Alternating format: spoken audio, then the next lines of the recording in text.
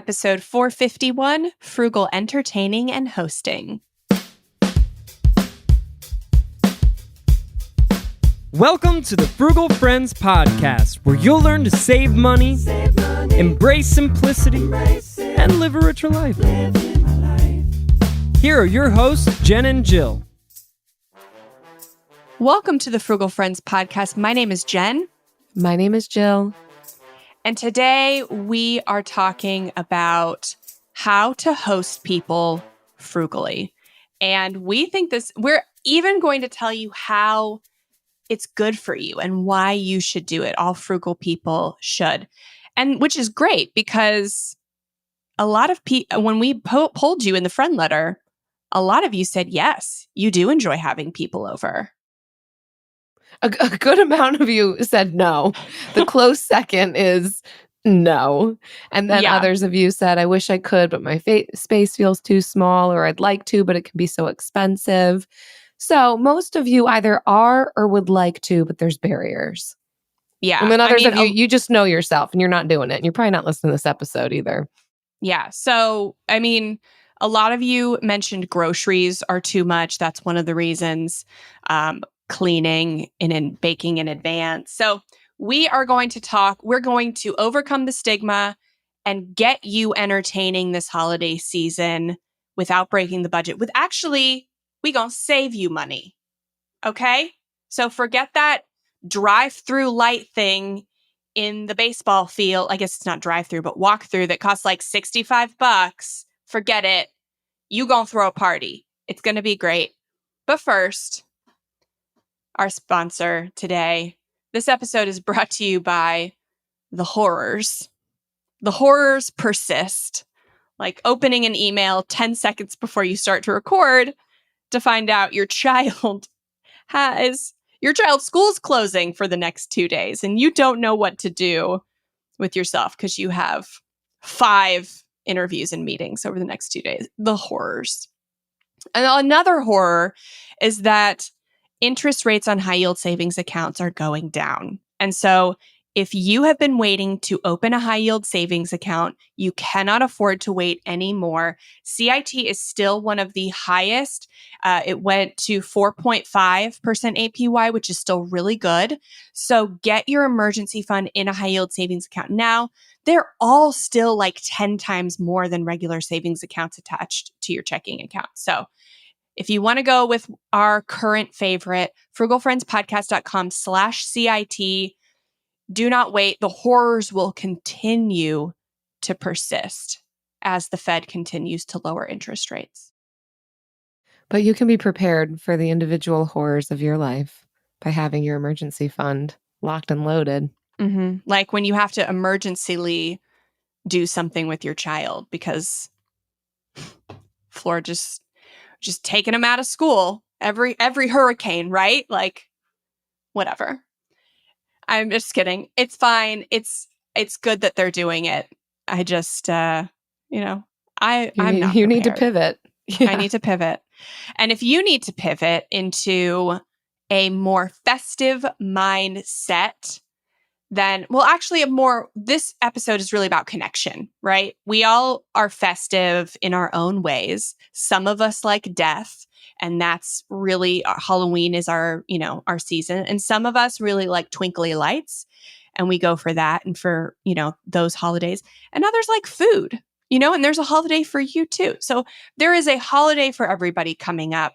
And we want you to celebrate it by connecting with people. So we've got a couple episodes you can queue up after this.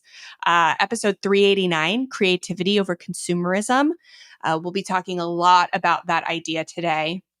But then also episode 300, How to Say No to Family and Friends who want you to spend. Maybe having a more lavish party because somebody else you knew had their party was very, very lavish. You can say no to that. And so episode 300 is a good one to build that muscle. But let's get into our headlines today. This first headline that we're going to go through comes from Venue Report, and it is titled 7 Reasons Why Throwing a Party is Good for Your Health. We're only going to go through 6 just because we like to keep it even. But I want to say I'm glad that we've titled this entertaining and hosting and not just throwing a party, because I think there is some delineation. Parties absolutely fall under this umbrella, but I think just having people over, being willing to open our door and host people in our home is also what we're talking about here. And we want to start the episode out with kind of getting even more buy-in to this idea. For those of you who answered no in the friend letter, but still might be tuning in, or even for those of you who think it's too expensive or my home is too small, I think getting our minds around this concept that it is good to open our homes, no matter how big or small, no matter how clean, no matter how aesthetic it is, to be able to have connection. And it's one of the ways that we can experience connection without all of the expenses of going out for an activity or out to eat, and more just time together. So I like this concept of just let's get together and how can we do this in a way that's manageable for us. Yeah. So the first reason throwing a party is good for your health is that friends are good for your immune system. So apparently, epidemiologists have been saying for years that people who have more diverse social networks are less likely to get heart disease and live longer. And it does have a source.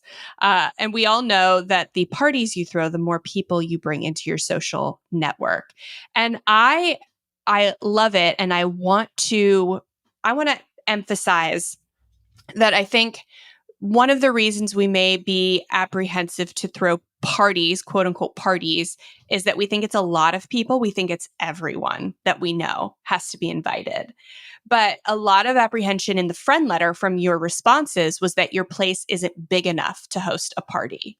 You don't have to have a big place to host a couple people. If your living room holds 6, then you can invite 6 people to your quote unquote party. Parties don't have to be ragers. It can be a game night. It can be a dinner. It doesn't have to be super formal with invites and all of that stuff, but just having like deeper connections with friends is better for your health.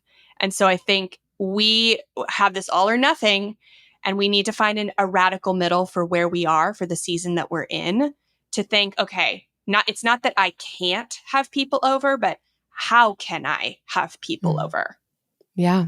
The second reason to entertain in your own home is that hosting can teach you to embrace stress, which, hear me out, I like how they reference this research that was done by a psychologist, Kelly McGonigal, and she talks about how embracing stress rather than fearing it in simple scenarios can help increase your ability to manage more stressful situations.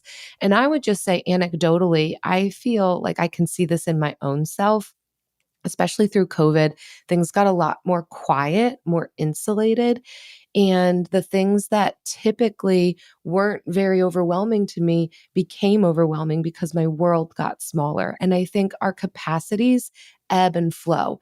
What we can handle and manage on a day-to-day basis can shift, but we can also expand some of our capacities by introducing ourselves to some of these situations, not to overwhelm ourselves, but hosting a party or having a couple people over, there is a bit of stress, but it's not necessarily bad stress. And we don't have to just live in a state of trying to avoid or repel stress. It's a natural part of life. And the more that we can train ourselves in our stress response, how we engage with our stress reactions can help us have experience opportunities to shift the way that we engage with our stress response and be able to manage it more effectively and be more prepared for stressors in the future. So sometimes, like, I'll do this myself. It is a way that I can have a disruptor in my life. Otherwise, it's just me and Eric hanging out in our house and it's so quiet. That's nice, but what is that doing to me in the long term? So being able to have people over, entertain, allow things to get messy, that is good for me. And I need to embrace that. Yeah, I think that's such an important distinction between the good stress and the bad stress, because there is bad stress and we want to eliminate that from our life. And sometimes you're in a season with a lot going on and you can't afford to put more on your plate. And in that instance, like maybe you are asking a friend if they want to have people over at their house. Obviously, you should know that friend pretty well.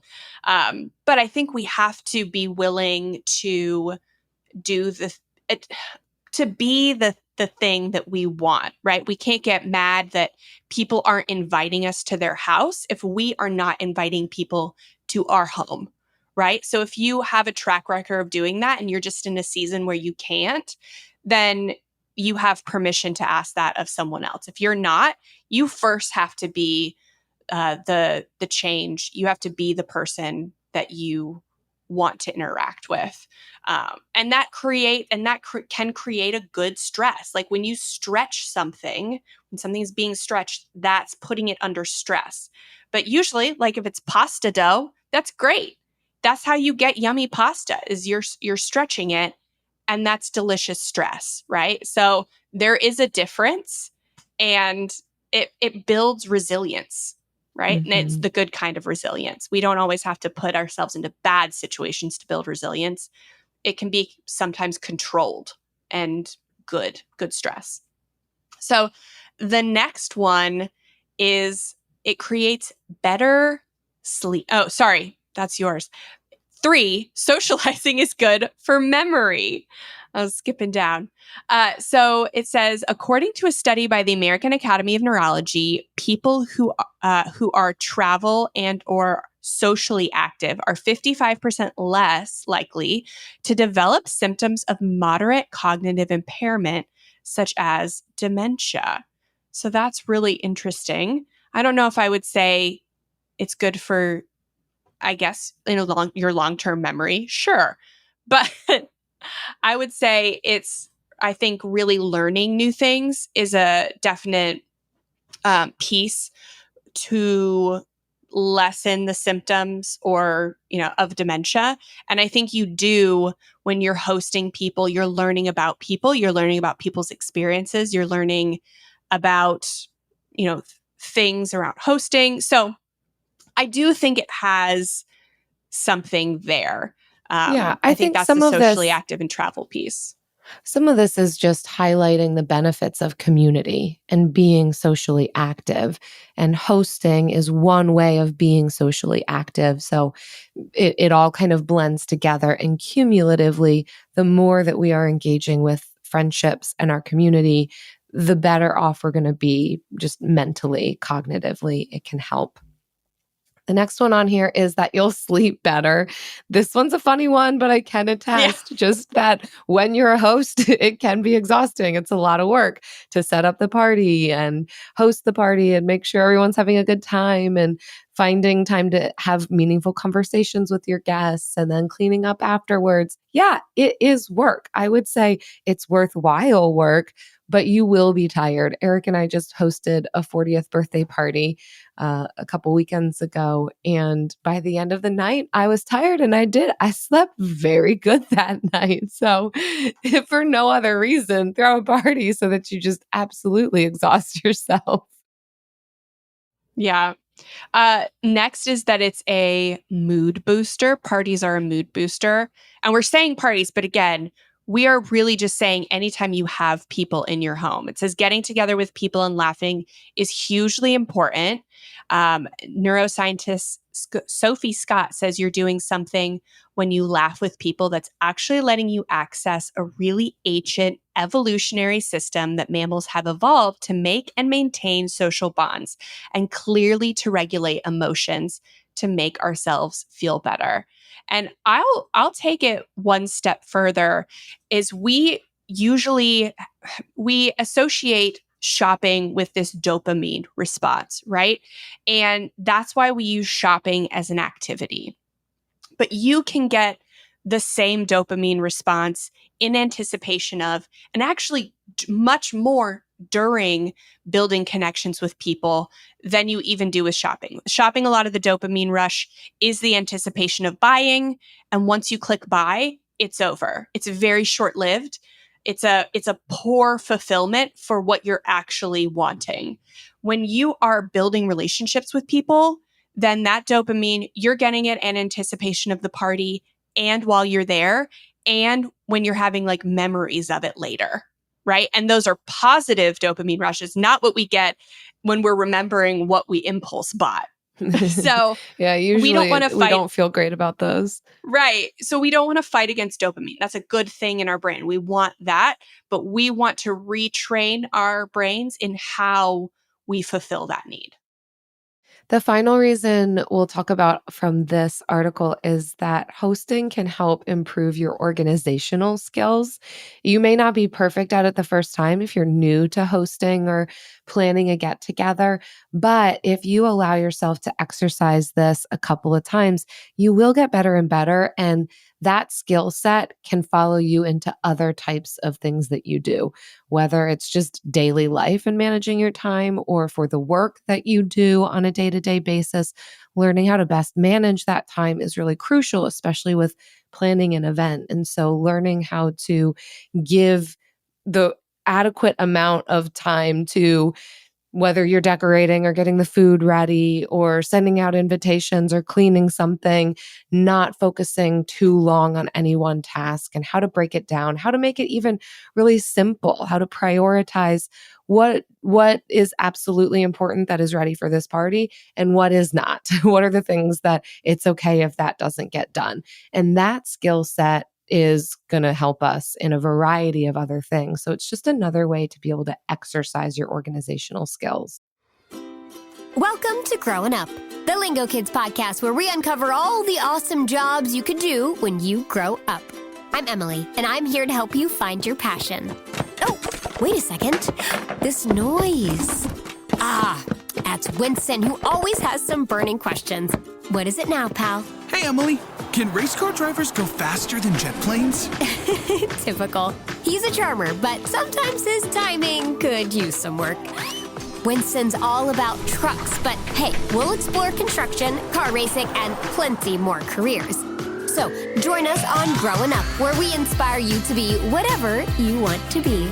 Lingo Kids Growing Up is now available on Story Button, the kid-friendly device for screenless podcast listening. Listen to Growing Up on Story Button, the iHeartRadio app, Apple Podcast, or wherever you get your podcasts.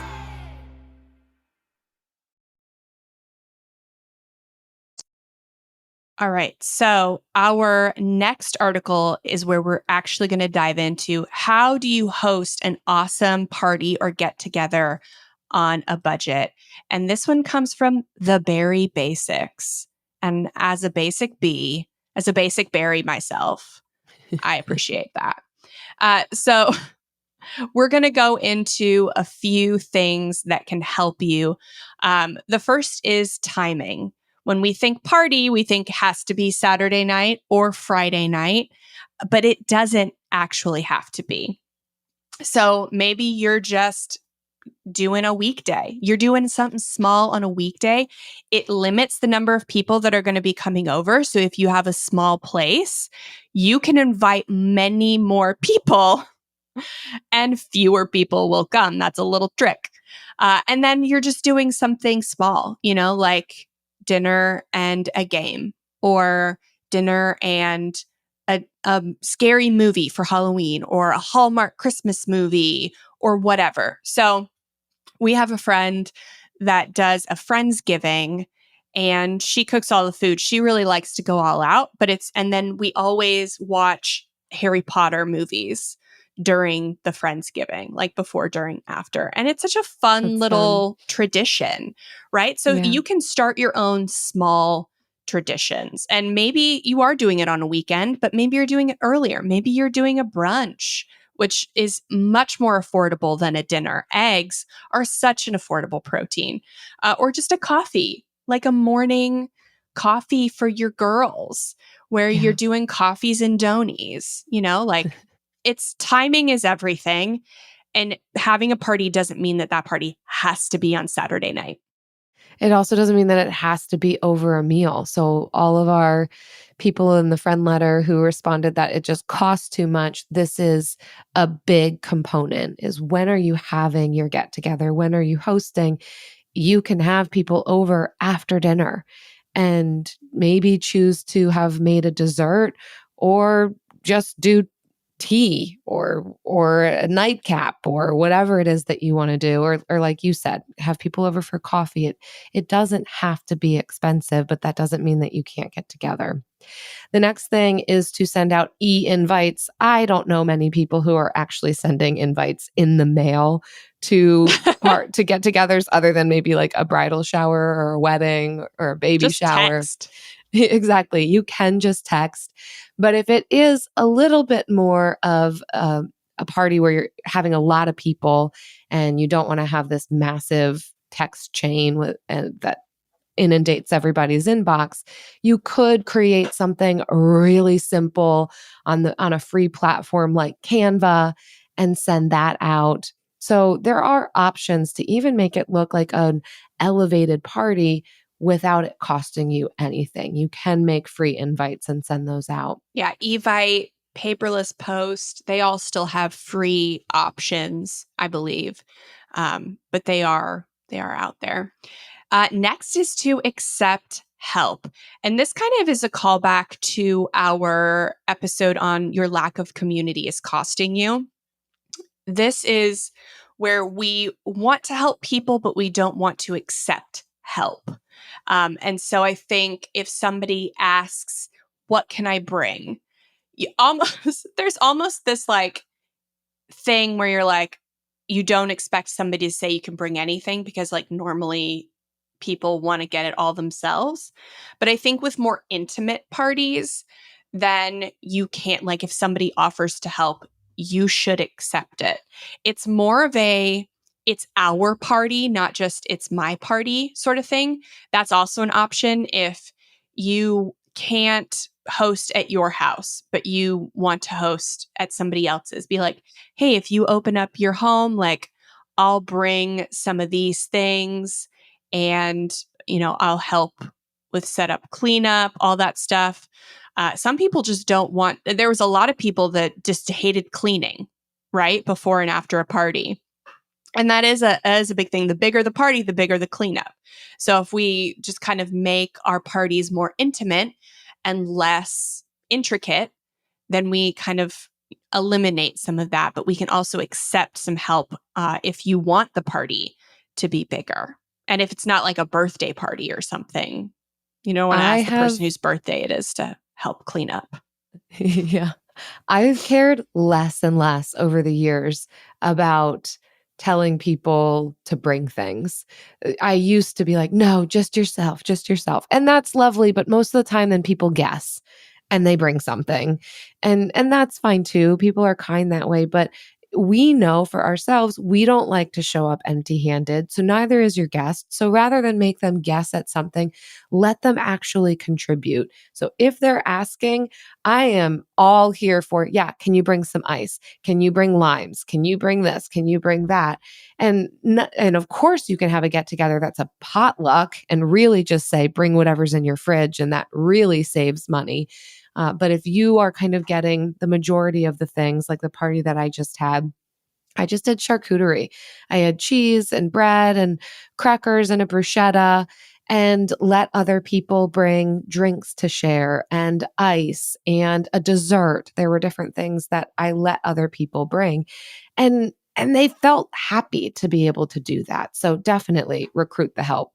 The next one on here, I am pushing back on, but I'll state it. They talk about buying discounted paper goods, which, yes, fine. If it's going to make cleanup easier for you and you want to use some one-time use paper products, you can find them discounted at stores like Ross or Marshall's, that kind of a thing. But I would say if you're not having a ton of people over, use what you have on hand. Use the dishes that you already have and recruit the help for people to wash it at the end of the night or throw it in the dishwasher, or pick and choose which paper products you're going to end up using. So for instance, the party we just had, I did use paper plates, but everything else was not like was just my things. So I put out glasses with rubber bands so people could mark their glass with a rubber band to be able to keep track of it. Because that's part of it. You're able to write on your plastic cups and keep track of your cups. But if you just implement a little bit of creativity, you can also reduce the amount of waste that ends up happening and not have to purchase all of the plastic products either. Mm-hmm. Yeah. And I would say just if you're having a bigger party, don't be afraid to buy like just cheap paper products. I know sometimes we want them to be festive. We want to buy themed paper products, but they're ending up in the garbage. So And I then would we feel say, weird about using them the rest of the year. So, right. when you And you're inevitably going to don't have use them all. leftovers, right? You are going to have leftovers. So just like maybe if you want it to be themed, pick a color like red. Red will go with Halloween, like for blood.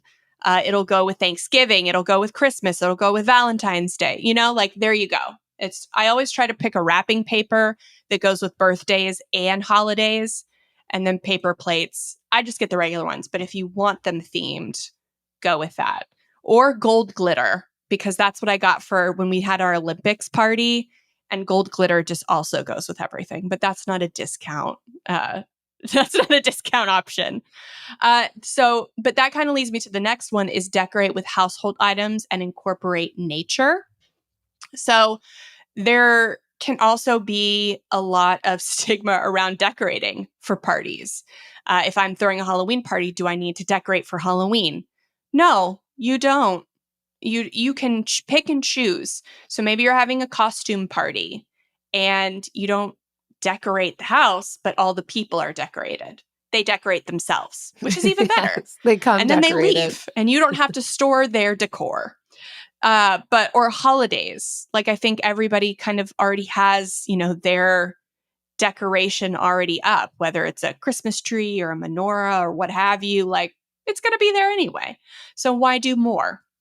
But I would say pick and choose like what you have with your decor. Use the trash can trick that we love. Put it next to a trash can at Target or in the trash can aisle, wherever you are, and see if it still looks cute. And if it doesn't, put it back. Put it back in its carefully curated, beautiful area. Yes. But use nature too. This is another one that I have let go of my previous expectations of myself. I am accepting help. I am not prioritizing decor. And so in those ways, it reduces the barriers to just have people over and connect with them. And it's the same thing, the same concepts with our whole values-based spending. I decide what is most valuable, where I want to invest my time and energy and money, and what I want to experience and gain as a result. So because I'm not stressing about the decor or how good the food is going to be or being super extravagant or not accepting any help, I'm able to do it so much more often. And I've noticed that people feel a lot more relaxed when I'm not so on edge that everything is just so. And is everyone having the best time of their lives based on my decor? Do they think this is amazing? That's not what's important. Just a space for all of us to be able to connect. I'm able to offer that. The other things I think are a little bit peripheral. Mm-hmm. There's always music. Music is great decor. Honestly, it creates an experience and you can play some spooky music. Also, we all have a friend that goes all out for a holiday though. Like that is their thing. Maybe it's not yours, but it is their thing. And if they're not hosting an annual party, you can help them do that. Show off their gift. Don't hide it. Show it off. Help them show it off. And that's less stress for you. Well, and I would rather spend my money on the things that are going to make a difference for my house. I feel like we put a lot of money into our renovations. We've made our house, I think, really beautiful to us. And so I don't think the space needs a lot more. I would have rather, and I continue to rather put money towards some upgrades for our home that are going to last over the decor that will either get thrown away or spend most of its time in a closet, and just let the house shine and spend my time cleaning it and then just eat good food. That's what I'd prefer. Anyways, speaking of good food, my last tip on here is drinks. The Drink. addition to the food. Save money on drinks. So they're talking about being able to serve some budget-friendly things like water. Absolutely. Make sure water's available. Tea or lemonade or infused water or coffee. These are all things that you can make from scratch, or if you're not opposed to the tea and lemonade powders, that's fine too. They talk about not serving soda. Yeah, I don't think I've ever served soda at a party. That's my bad. But again, I think drinks are one of the things that you can easily ask your guests to bring. Even if they didn't ask, can I bring anything? I will often, on an invite that I send out, here's what I'll have on hand. I love to give people a heads up, because I personally like knowing what to expect when I go somewhere. So when I invite people, I let them know what I'm going to have on hand. And of course, an open invite. If there's anything additional you're going to want, feel free to bring it, but also feel free to bring a drink to share. So I let other people handle the drinks. And then I typically just maybe I have a bottle of wine or one cocktail on offer and water, or just some tea, depending on what type of gathering it's going to be. But I don't go all out assuming that I'm going to provide all of the drinks for everybody, because that can be a specific line item that makes throwing a party much more expensive. Mm-hmm. All right. And for the final, the piece de resistance of party planning, party throwing is food. So their recommendation is to buy food that's on sale. So that obviously is don't plan your menu until you know what's going to be on sale, and then let the sales guide you with what you want. I will say that when I throw a party, it is always BYO snack. So I'll provide like 2, and then they can bring, any extras. That's kind of, well, talk about your opening ceremonies party for the Olympics. That was very fun. So that was a larger scale. So I can talk more in depth about it later, but essentially it was the opening ceremonies for the Olympics. Everybody got to pick a country that they wanted to bring a snack from. And we handled America and France, because USA and then the host country. And everybody else could pick what they wanted. And we had a lot of great options. I provided 4 snack options, and then all the other families maybe brought 1. Some people didn't bring anything, and that's fine. And we had more than enough food. It was great. And when I am attending a party, then I will make something maybe like pigs in a blanket. If I'm hosting a party, I don't do something like that. I did do burger sliders for this one because it was a big deal for me, but normally I wouldn't do something like that. I will do very simple foods if I'm hosting, because everything else I'm doing is very intricate. And I know as the host, sometimes we feel obligated to do the more intricate foods. But that, I don't think that's the case. I think let's focus on simpler foods. So they've got like 15-minute chocolate chip brownie cups, skewers, veggies, marshmallows, cheeses, olives, meats, like the charcuterie board, like Jill was talking. And charcuterie boards can get expensive, but I think if we're thinking low cost staples, so like baking something that's not very intricate, it's usually pretty easy. Baking is a science, not so much a skill. So if you can follow directions, you can bake something with flour. So keep it simple. Make it low cost. Don't plan to feed everyone. Do 2 things. You can make 2 things from almost scratch. Doesn't need to be from scratch. And it's much more affordable than getting platters and trays and pre-made baked goods. Bonus tip here too. If you are hosting and it is including food, you're going to have leftovers. People are going to bring Amen. stuff and leave it. You're going to make stuff and there's going to be more left over. And that's such a benefit here. So, for instance, the party that I just hosted, I spent about $50 between food and drinks. And I realized afterwards, that's about how much Eric and I spend when we go out to eat. After tip is all said and done, that's a standard just out to a sit down restaurant type of thing. And we do that a couple times a month, if not at least once a week. And so it was the same amount spent, but to have a ton of people over in our home, and we have had leftovers for days now. It has fed us lunch and dinner for multiple days in a row. So there's added benefits. I'm not saying like just have people over so they can buy your groceries, but it is a benefit of having people over and enjoying food together is you get the leftovers. You know what else is a benefit?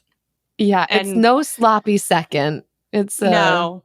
And I always have leftover laughter afterwards. The bill of the week.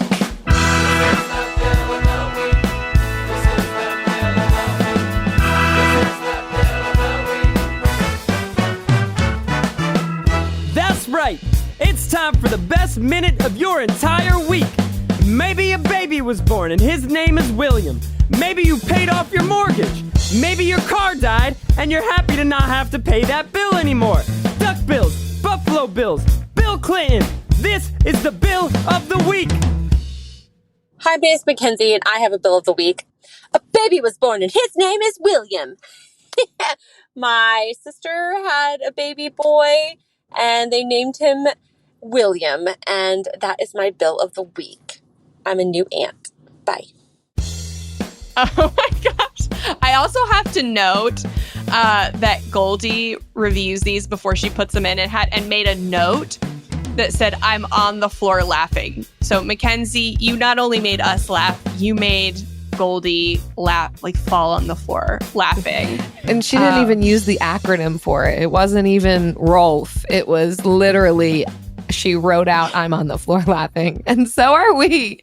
I love how short, to the point, succinct this is. And exactly what the Bill of the Week soundtrack calls for. Maybe a baby was born and his name is William and this happened to you. And I also love to imagine that when your nephew was born and he was named William, that our Bill of the Week in our podcast was one of the first things that you thought of. I want to believe that.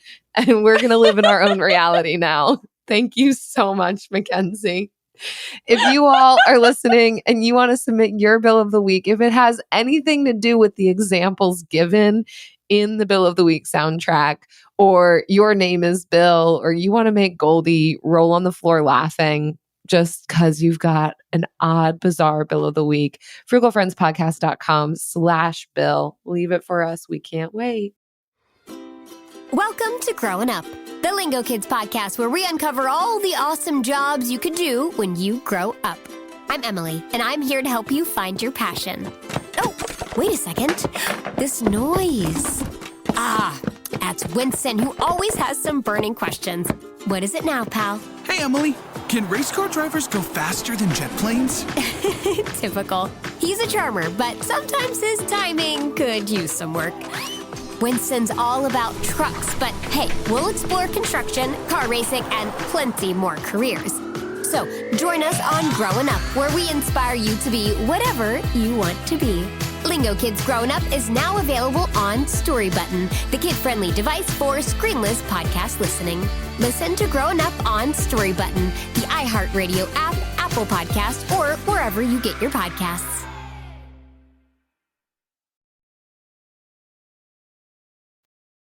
And now it's time for the lightning round.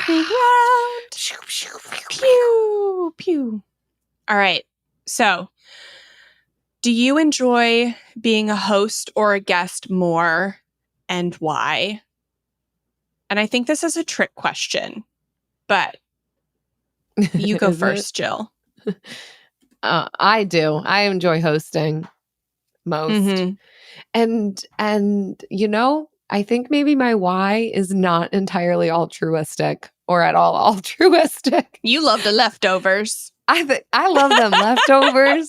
I think I like the control. I think I like to be able to curate the experience that I want.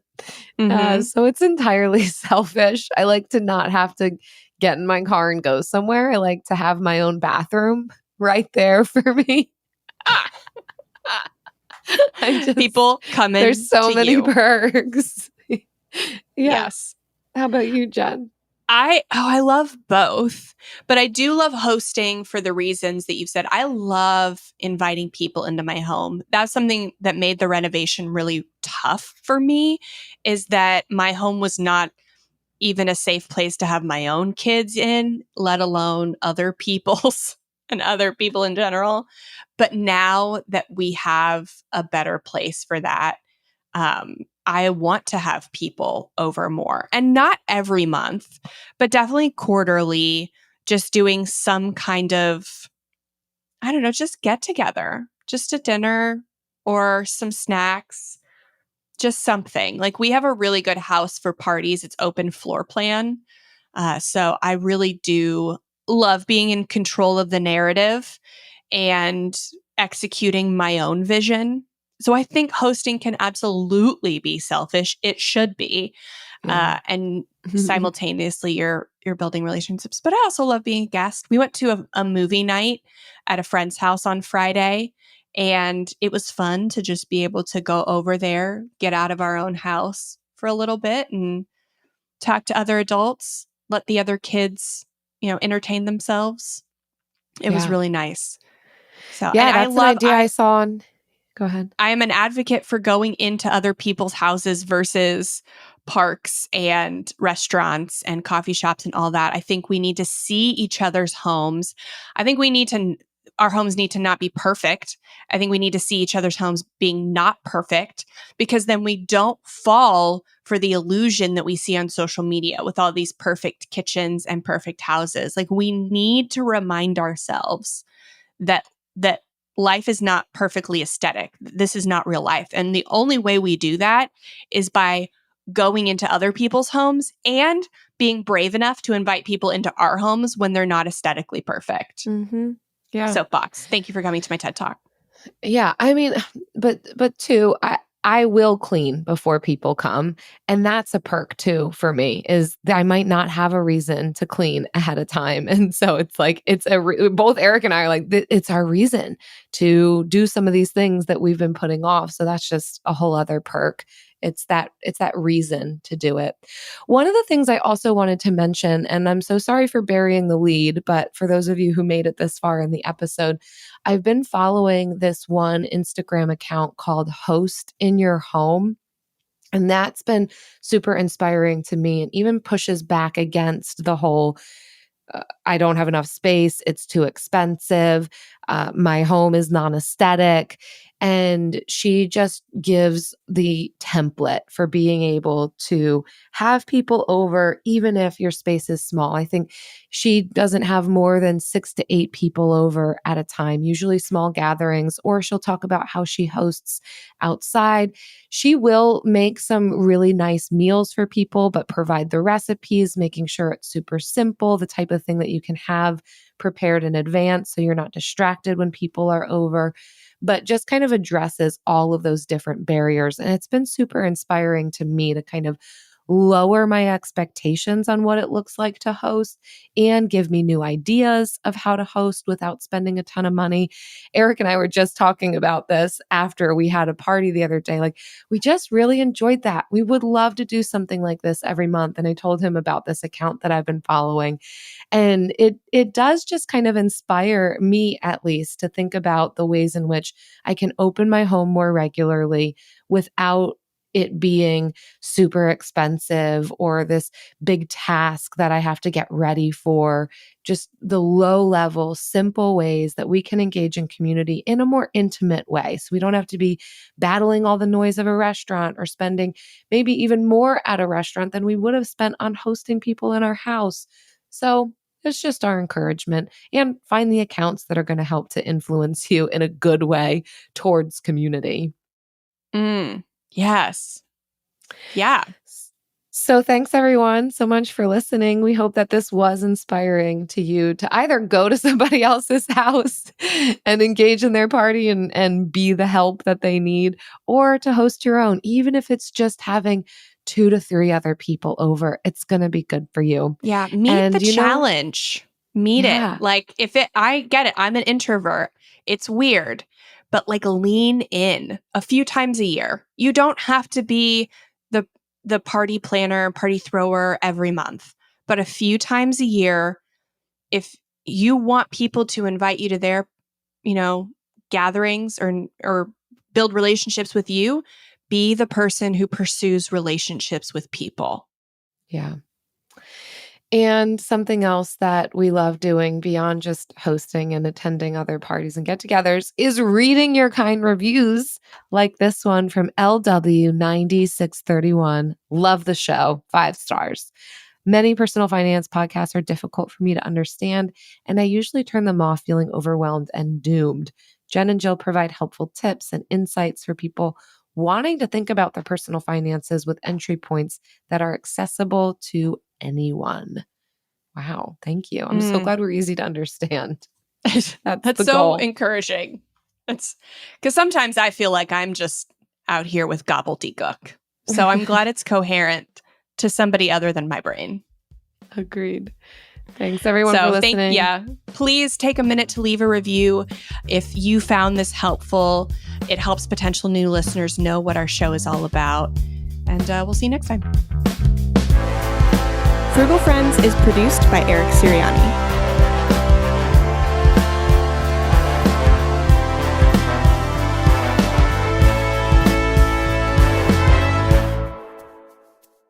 So the horrors persist. We are expecting a hurricane this week.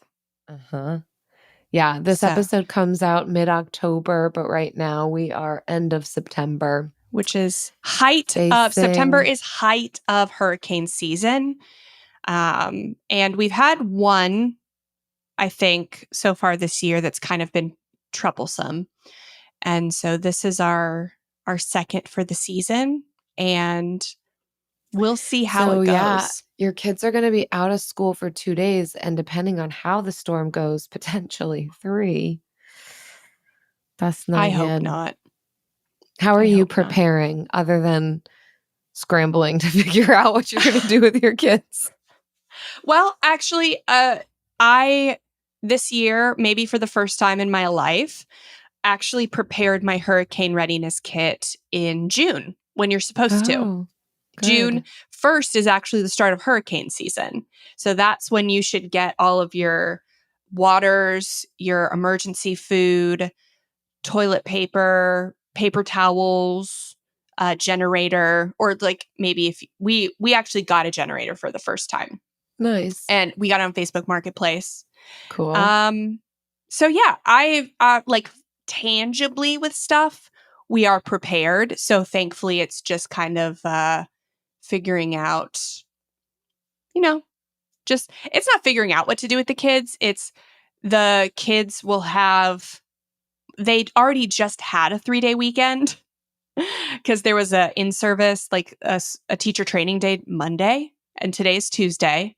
Kai actually went into school late today because he had a dentist appointment. And so not even doing a full day today. Hardly gone to school. And then missing 2 days. And then possibly going back for 1 day on Friday. And it should be, it should not be that bad for our area. It's not projected to be, but things when they change at the last minute. So I think it's just the struggles we will have getting back into the routine. It'll be a delayed trauma. Yeah, for sure. So we'll see. I'm most curious if we're going to end up getting evacuated, but we'll see. Well, we will have a generator. So that's all I can say.